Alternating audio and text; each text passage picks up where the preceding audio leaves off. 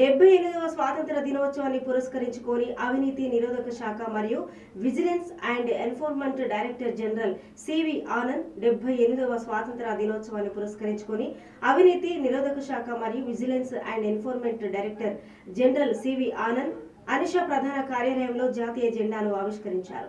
ఈ కార్యక్రమంలో అవినీతి నిరోధక శాఖ మరియు విజిలెన్స్ అండ్ ఎన్ఫోర్స్మెంట్ అధికారులతో పాటుగా పాఠశాల విద్యార్థులు పాల్గొన్నారు. విద్యార్థులకు నోట్ పుస్తకాలు, పెన్నులతో పాటు మిఠాయిలు పంచిపెట్టారు.